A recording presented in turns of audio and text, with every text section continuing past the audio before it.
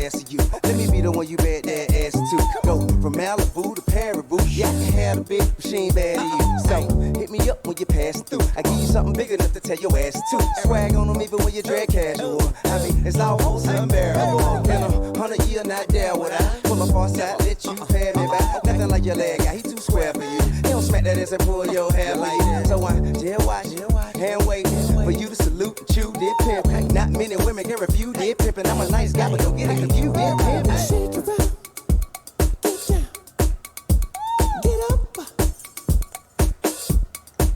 Do it like it hurt, like it hurt.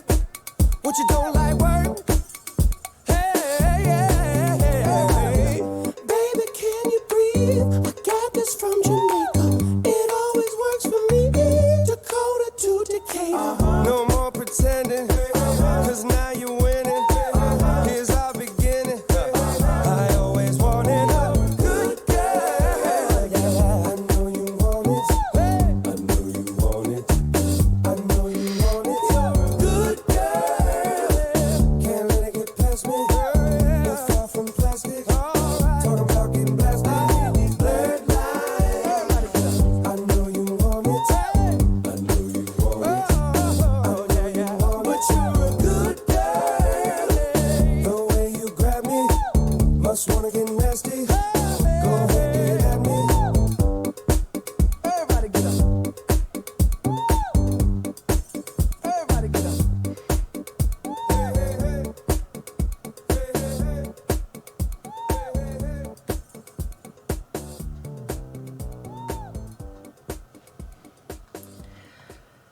Right, okay, there we go, ladies and gentlemen. That was Blurred Lines by Robin Thicke, T.I. Oh, by the way, could you tell this was Robin Thicke? It was a little bit hard to tell at first because they had hashtag Thicke literally all over the screen. But there we are. It's literally one of these things. Now, this song has often been attributed to being promoting rape culture. That is one of the big things that this song gets heavily criticized for. And I will be the first to say there is some truth to this. And I will tell you exactly why I think there is some truth to it. It's in particular in lines where you can clearly see, or at least hear, that there's obvious some level of, pimping going on. Whether it's like Robin handing T.I. a lot of money. It could be all about the things about, Robin Thicke has a big D, or the way that some of the girls were literally like around Robin and the way they're like shaking a string of sausages and all that, and the way that they were like portrayed and the way they like moved and all the sort of stuff there. So I like to imagine there is some level of like sexual tension going on, and then you get lines like this. Baby, can you breathe? I got this from Jamaica. It always works for me. Dakota to Decatur. No more pretending, cause you're now winning. Here's our beginning. I always wanted. It sounds like it's like a very heavily controlled, like a male-controlled series of like events, because you could go through the system of just saying that Robin is literally just pimping girls out, and there we go. That's you could immediately say all the blame is on Robin or who or all the people behind this for just saying stuff like that. But here's the thing, ladies and gentlemen, and here is the biggest thing that I think a lot of people miss out on with this song.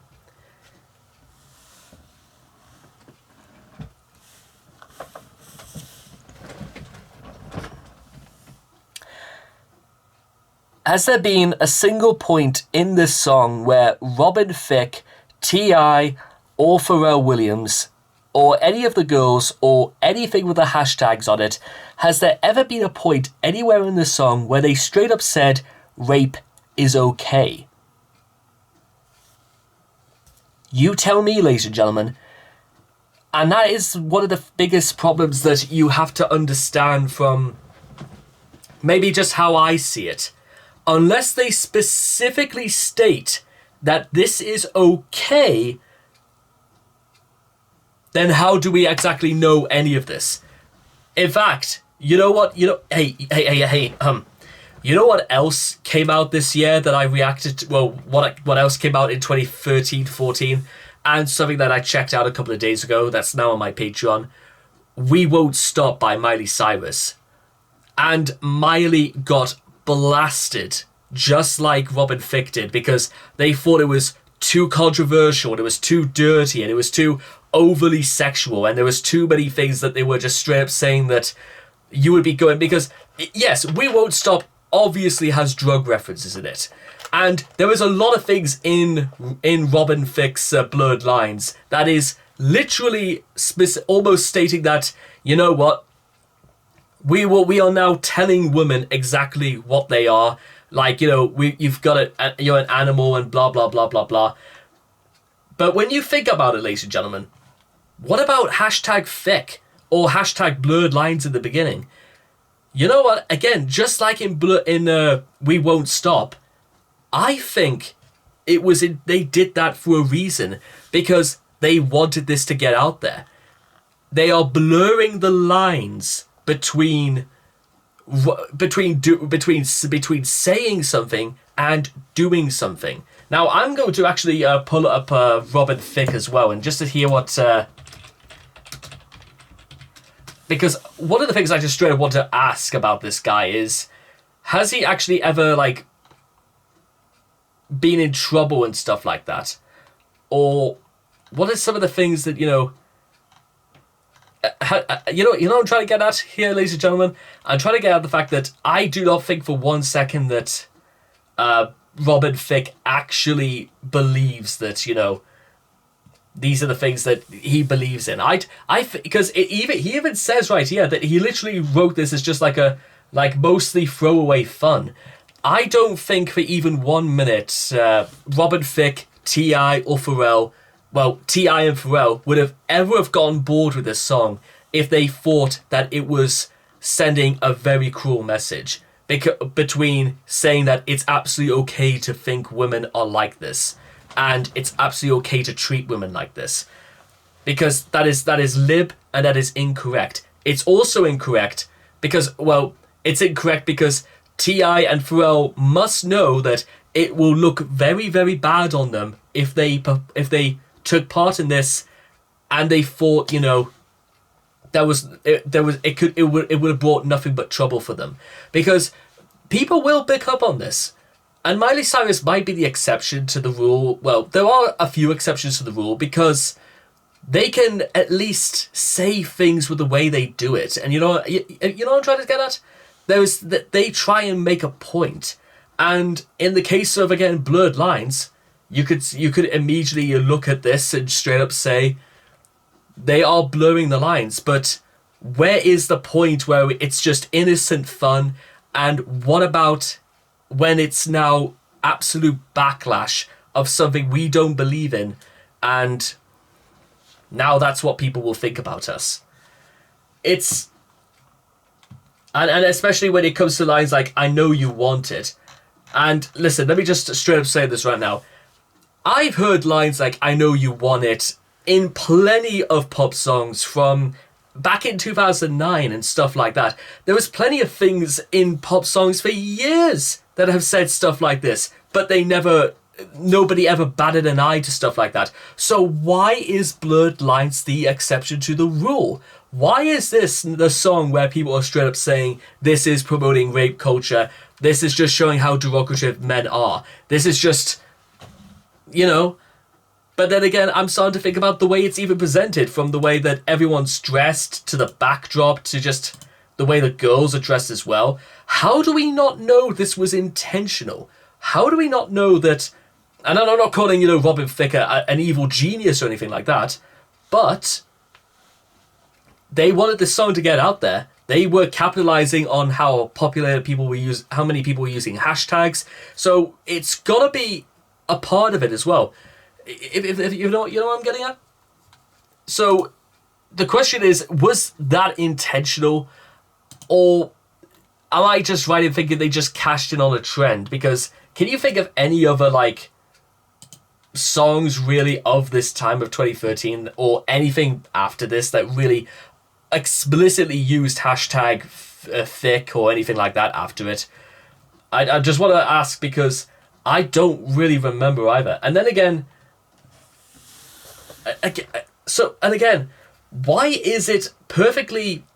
why is it incorrect for, Robin Thicke or Pharrell or T.I. to use it when you hear stuff from LMFAO or dozens of rap art guys like, I don't know, A$AP Rocky, 2 Chainz, Jason Derulo, Jay-Z, Kanye, Snoop Dogg? Why is it okay for them to objectify women, and why is it not okay for Robin to do it? Is there a double standard?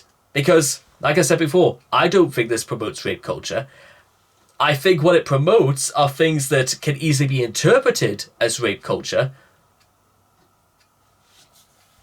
But let's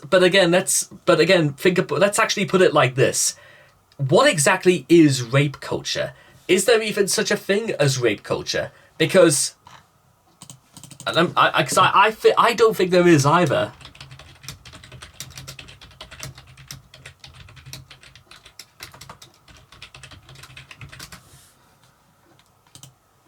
Feminists and gender activists conceptualize rape culture as a cultural environment that encourages gender violence, as well as perpetrating rape myths, ranging from treating rape as merely rough sex to blaming the victim for inviting rape. You see, the only problem I have with this immediately on the face of it, at least, ladies and gentlemen, is that you're trying to say is that there exists a wider spectrum of men who do this. And yes, they do exist. There really are some very serious scumbags out there. But at the same time, for there to be a culture of it would mean that it would have to stem from a society. So what do we do now? Do we start saying a society of rape? What about a country of rape? Or what about a continent of rape? Or how about this is all entirely labelled on one gender only, and that being men? And the problem I have with stuff like this, again, is that what about the people who are not like that? What about the people who don't objectify women? What about the people who this song, you might argue, give a bad name towards? They think that it's just because it's people who have money, who are capable of doing unspeakable things. And again, maybe it's because that's how it was presented in the video, is how it was meant to go about. And again, that's flip and it's completely incorrect. There are plenty of very honest, very hardworking people out there who are not scumbags, who are not monsters, who do not rape women. And how many oftentimes do you hear of them being, they're being pushed to the front of the queue?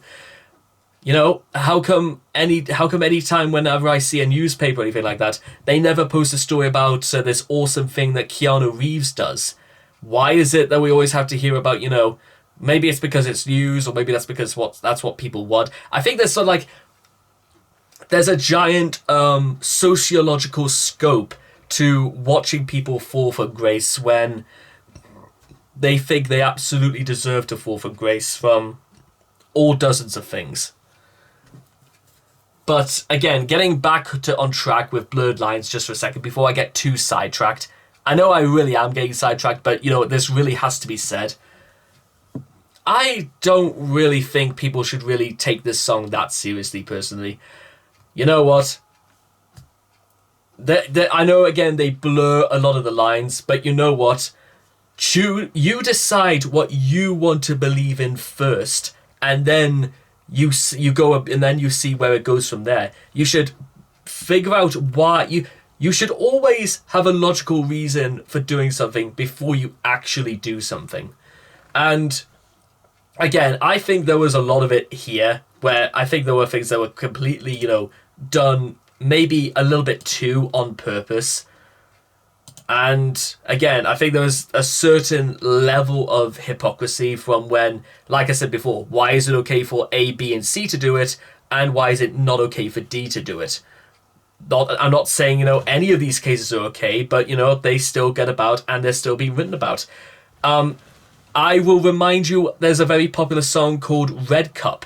And if you know what that is, then the argument literally is right there and all objections go completely out the window. Because Red Cup is still a very popular song. And finally, there's just this to say. After 10 whole years of listening to this and finally making my points known, I feel great. I feel liberated.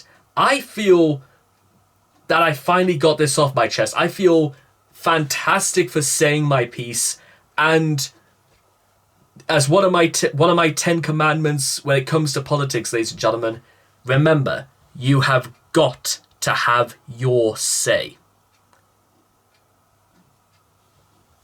Thank you.